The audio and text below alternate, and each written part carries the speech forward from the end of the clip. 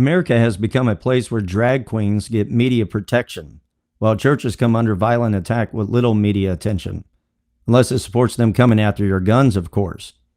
But we are always told we are the unloving, uncaring, and intolerant ones. The left shouts separation of church and state, yet it's churches that are coming under attack by them.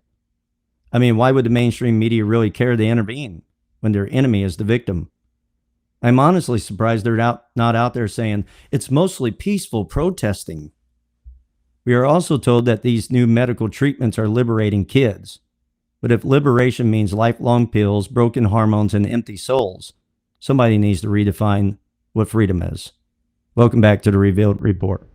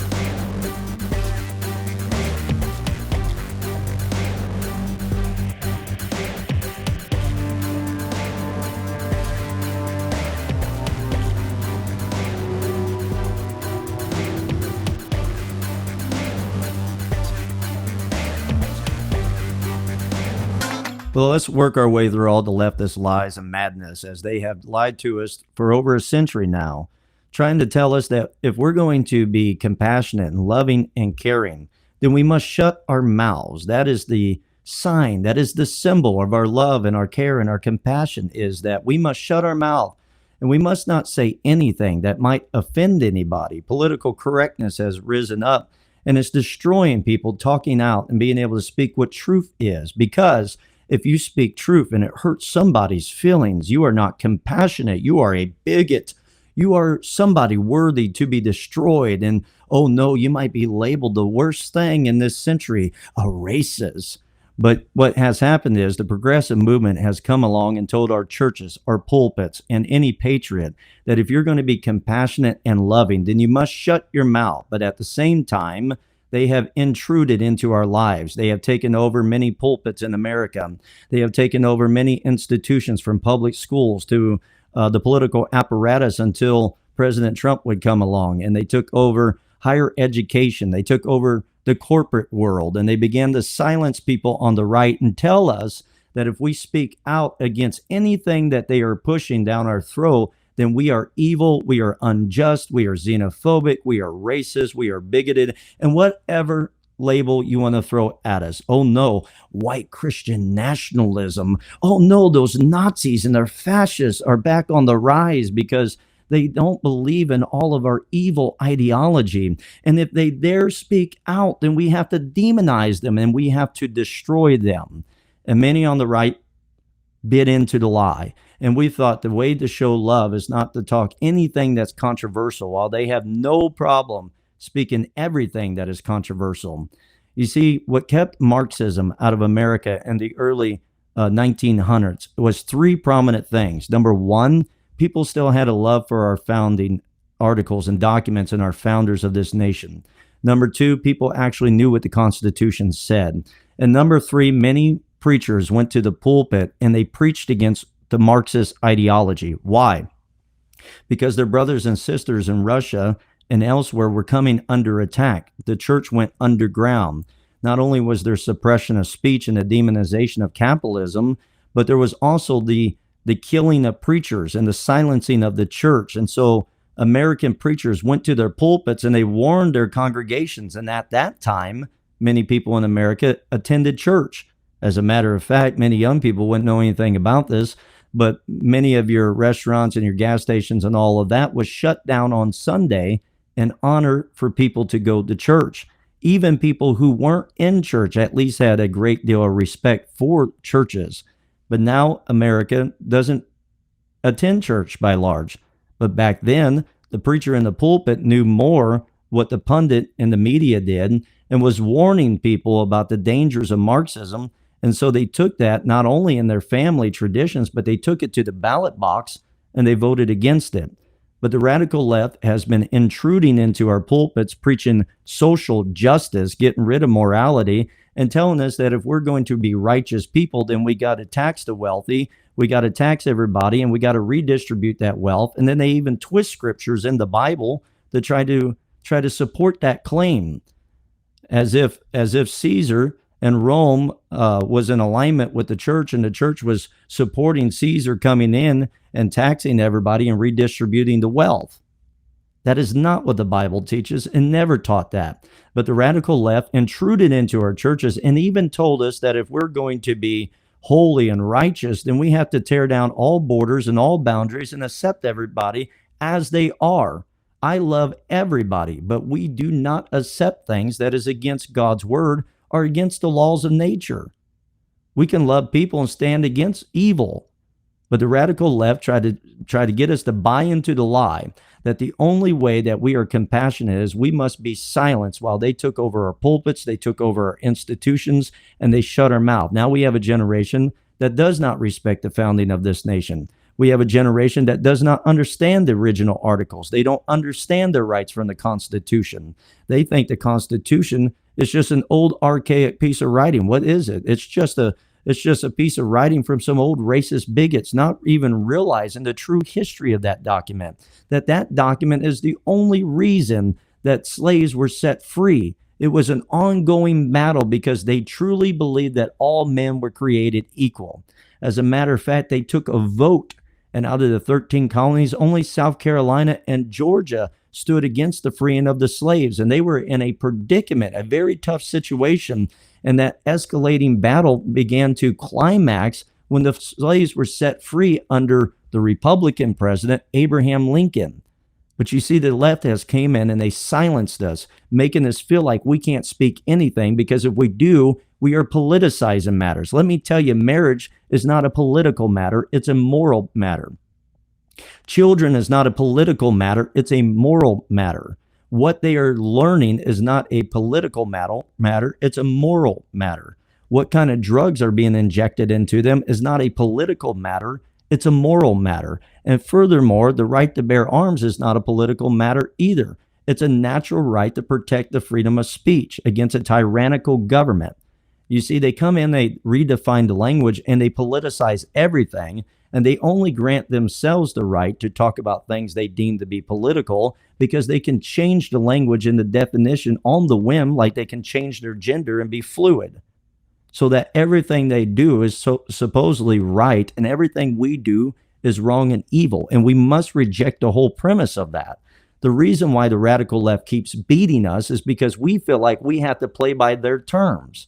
We must kick the boundaries of their terms out. We don't play by their rule book. We don't play by their boundaries and by their rules. And we must reject the notion of sitting in silence. That's why our nation was falling apart. And that's why we gravitated towards Donald Trump, even though he would tweet things out that sometimes we thought, should he really have tweeted that out? Sounded like a WWE wrestler. But the reason we gravitated to it is because we were tired of political correctness. And we were finally excited that there was somebody out there that would break all the boundaries and all the rules that the radical left set on us and begin to speak out. And the radical left didn't know what to do with it because they don't know what to do with people that will actually stand for what is right and not play by their rule book. It throws them completely off. They don't know how to handle it. That's why Trump was able to really laid a smackdown on them politically and laid a smackdown on them with the general public because they don't know what to do with people that do not play by their rule book.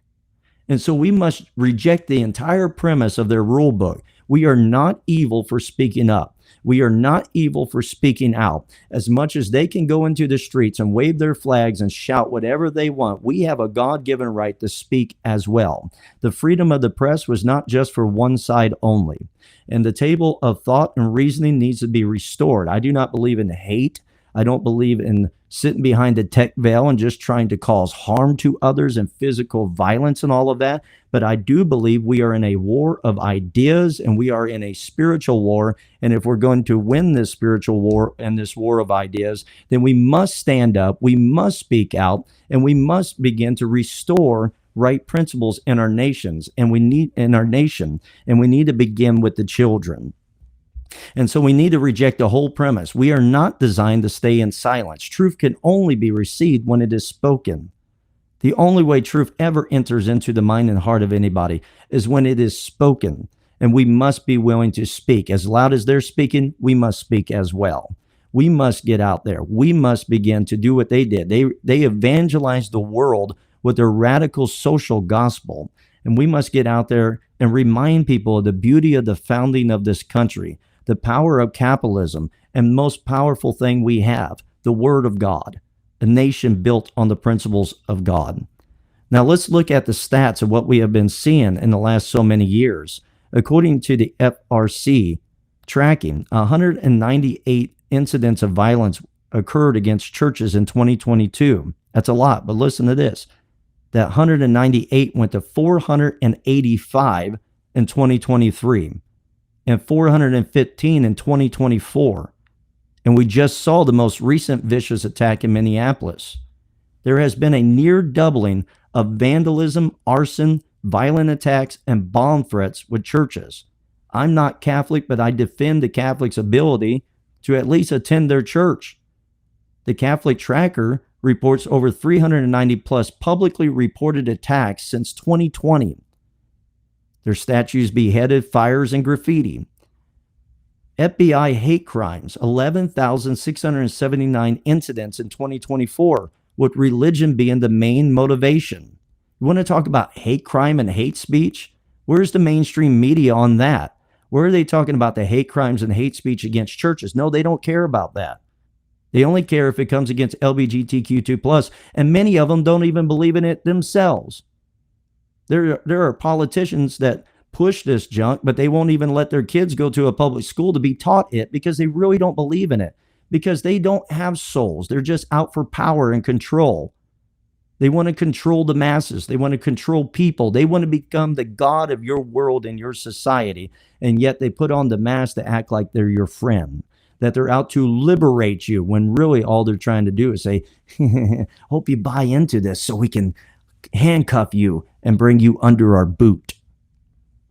Let's look at some modern examples. Arsons in Louisiana, 2019. 3 black churches torched. Where was the radical left pushing equality there, or equity?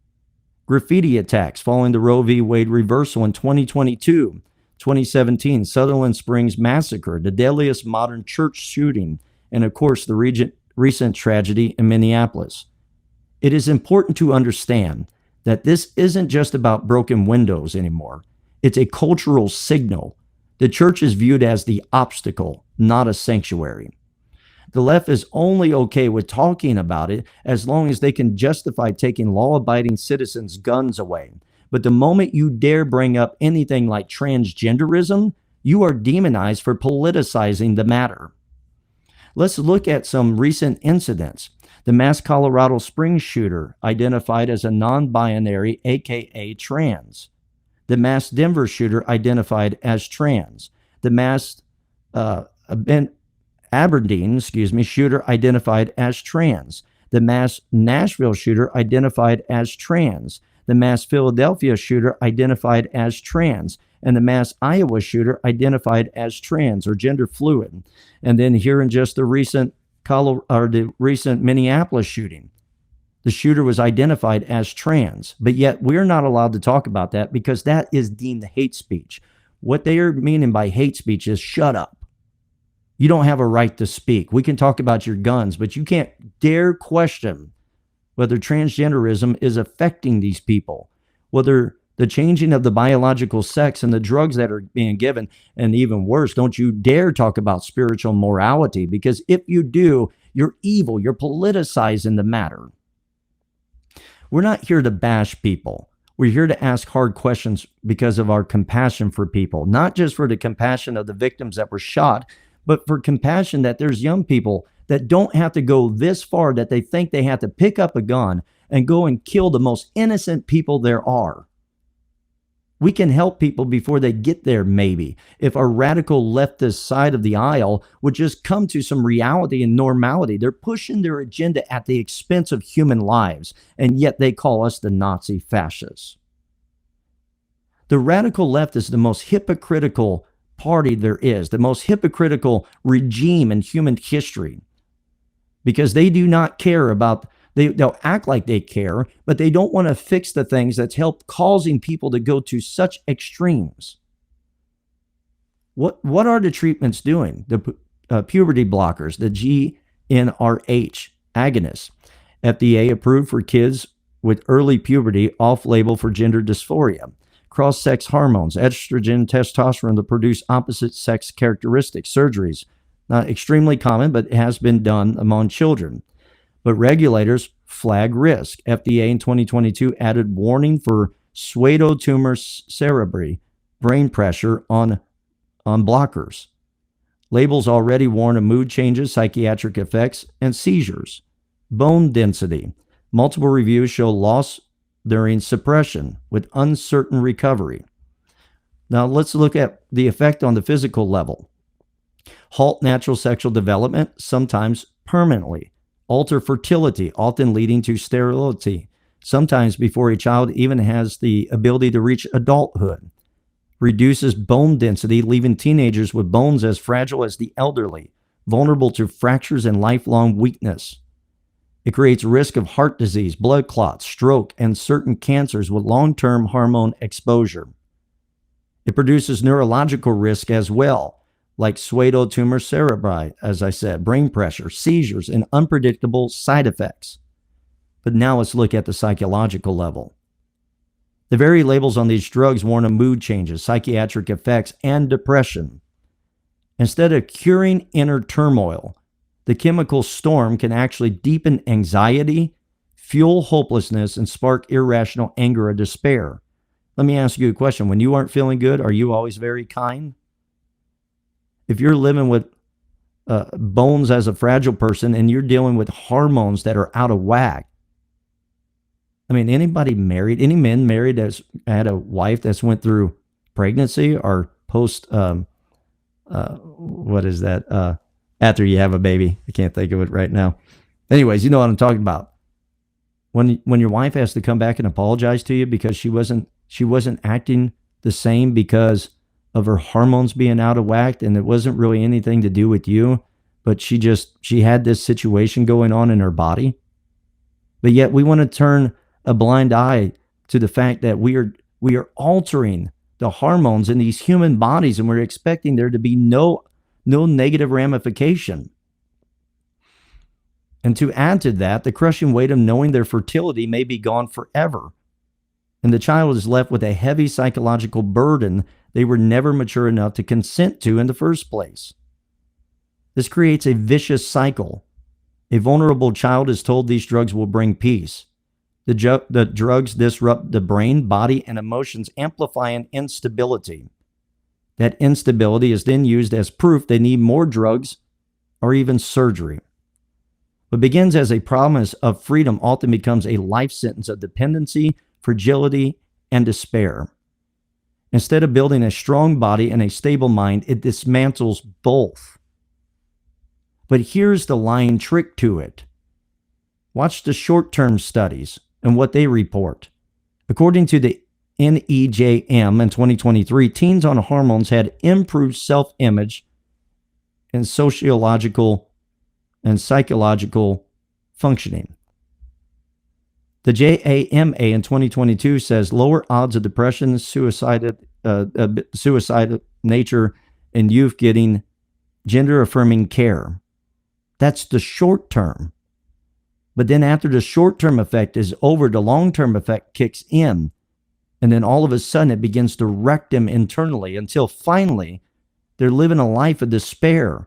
And sometimes that despair becomes an outward rage, because when you're not at internal peace, it becomes outward rage or some kind of outward expression of what's going on the inside. Nobody can live their life without the external beginning to reveal what's going on internally. When people are snappy and they're frustrated, usually something is going on the inside of them, either emotionally, psychologically, or physically. What's on the inside begins to be poured out externally. And if they're not in inner peace and they have all these problems in their physical body and their hormones, that begins to become displayed outwardly. But the moment we say that, we are demonized as being unloving and uncaring. It is unloving. It is uncaring. It is non-compassionate to take advantage of children and wreck the future of their life just to use them as pawns of control. Don't come to me and tell me that we're intolerant, we're unloving and uncaring. We're trying to save their future from a group of people that does not really care at the end. They're trying to push an agenda at the expense of human life. The woke mind machine is destroying people while they wear the face of a lamb and say they're out for our good. But yet here on these type of networks, we're told that we are hateful bigots and all types of things. The hateful bigots are the ones that use the most vulnerable for their own advantage politically and with political power. We must cast aside the trickery of the devil and of hell that's manifested through the radical left. Because even the Bible says there's pleasures in sin, but they're for a season. And that's exactly what these chemical drugs are doing to people. It's giving them temporary pleasure. It's giving them short-term self-image and psychological functioning. But yet, while it cures their depression and suicidal thoughts in the short term, all of a sudden the long-term effect kicks in and they find out the way of transgression is hard. Because you can't transgress on God's laws. You can't transgress on the natural laws of humanity and the cosmos and think you're going to have positive outcomes. And yet they want to talk about our guns, but we can't talk about these subject matters. We must bring back stability. And the only way we're going to bring back stability is by morality, because I am deeply convinced that the emotional, mental state of humanity is connected to the spiritual state. And notice that the radical left is casting Jesus Christ out of our institutions and then want to blame him when he doesn't intervene, when all the violence and madness takes place. And as a matter of fact, they don't display mercy. They don't believe in mercy because they don't believe in any principles of the Word of God. Rather, what they believe in is hold your past over your head. Destroy everybody and anything and anyone that stands in the way of propagating their lies. And if we're going to bring back stability by morality, we need to begin with the children. What does the left do to try and weaken our teaching of right values to our children? What is their trick? Tell us that we're brainwashing them. No, you can't teach your kids anything right, anything moral, or anything biblical, especially because you're brainwashing them. They are the most biggest hypocrites they are, because while they demonize us for trying to brainwash our children, what do you think they're doing in their public school system? What do you think they're doing when they want to get rid of the Bible out of schools, but they want to push all their modern ideas? They are brainwashing the kids. The truth of the matter is, the reason why people use the term brainwashing, we're all brainwashed with something. Let's just say it. We're all brainwashed with something. Do you think when a child learns mathematics, they learn 2 plus 2 equals 4 by sitting down and just scientifically figuring it out? Or are they regurgitating what they've been taught?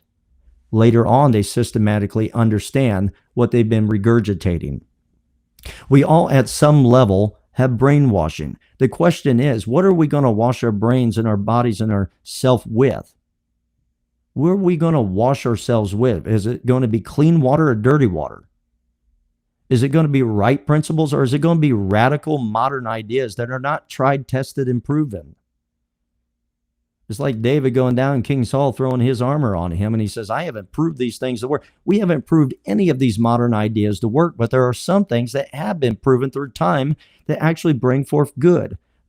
The marriage of one man and one woman, producing children, raising those kids up with godly principles and values, raising them up to be law-abiding citizens, raising them up to say, yes, sir, yes, ma'am, no, sir, no, ma'am. You can't even say yes, sir, or no sir, yes ma'am, no ma'am, because that now labels you as a bigot because you don't know what gender they go by. And unless you know their personal pronoun, you can't say those things. We are tearing down every moral principle and fabric. What do you think the reason for that is? It's exactly what the Soviet Union was doing. It's exactly what the Chinese Communist Party was doing. Because once they get you on the slippery slope of buying into their ideas, or at least not speaking out against it, you're on your pathway to hell in a nation. Even Kirk and Madsen, who push gay rights in America, they knew this. If you demonize the other side as being Nazis and fascists, and if you get them to lower their morality and silence their voices, then you can push whatever you want on the mainstream Americans, and they'll buy into it eventually. Or at least they'll sit in silence and they won't speak out against it. And then they can take territory. America is in this problem because our pulpits have been silenced.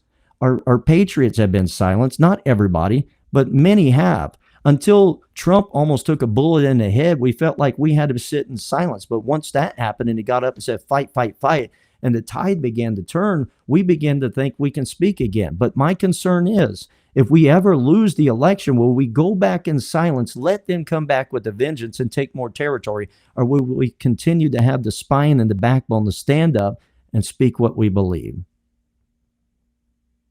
If the other side has that right, we do too. The right of free speech was not to protect the popular speech. It was to protect the speech that wasn't popular, which was usually the speech that was standing up against the totalitarians. And let me tell you that they want to say, I mean, you had, what was it, Ibram Kennedy or whatever that was talking about, racism in America, that the only way you have racism is you got to hate a certain race, and then you have to have institutional power, which, I mean, they redefine the definitions all the time. But if you want to talk about who had institutional power, what about during the time of COVID? They had institutional power, and they were coming after churches and middle-class businesses. Why? Because if you have middle-class businesses, middle-class people, and you have churches open, you have people that stand up against their radical ideas. Because most of us don't even have the time to try to figure out how to outfox the fox. We're trying to figure out how to raise good families, how to provide meals, how to teach our children values and give them a good future, while they're waking up trying to figure out how they can get one over on us. Until Donald Trump showed up. Now, my good friend down the pastors of church in Louisiana was saying, they say that Trump gets up, I don't know, about 5 a.m. in the morning or whatever, and he doesn't really go into the office between 8 and 9, because for the first several hours, he's just trying to figure out, how can I get him today? And could be the truth. I don't know. But seems reasonable to me. And I'm glad. I'm glad that somebody finally stood up and pushed back. Thank God when he spoke, gave his inauguration speech, he started talking about how we're going to restore the fact that there's only two genders, two biological sexes in humanity. I mean, it's crazy. He actually had to stand up and say that? We didn't already know that? So let's not buy into the lies of the radical left. Let's not let them try to control us anymore. We have the right to speak. We have the right to speak out. We have the right to stand up for what we believe in, because our churches are under attack. The Bible says they shall hate you for his name's sake. That's why they are allowing church. Let's go to Canada. More churches were destroyed in Canada during COVID than were protected. There was more churches being destroyed than there was churches being built. That's what happens when you have a radical leftist regime. They'll trample on your rights while trying to proclaim they're out for your rights. In America, if we don't stand up, the other side's coming back, and they're coming back with vengeance. And it could look like the dystopia that's in this book, The Final Flame. Let me just read you the back of this and see if it interests you at all. What happens when the fire that once gave light to a nation threatens to burn it down? In The Final Flame, a fractured America teeters on the edge of collapse, its culture compromised, its faith ridiculed, and its freedoms under siege. Amid the chaos, two unlikely souls are drawn together in a race against time. As cities burn and institutions crumble, They uncover a trail of secrets buried beneath decades of deception. Secrets that could ignite either the spark of restoration or the blaze of total ruin. This high-stakes thriller weaves together action, mystery, and a subtle thread of romance, while challenging the reader to ask, what are we willing to lose before we finally wake up? If you're drawn to pulse-pounding stories grounded in conviction, The Final Flame will grip you from page 1 and won't let you go until the smoke clears. America, I love you. Patriots, pastors, preachers of the gospel, citizens that believe in truth. Let's stand up. Let's stand strong. Let's stand bold. God bless you.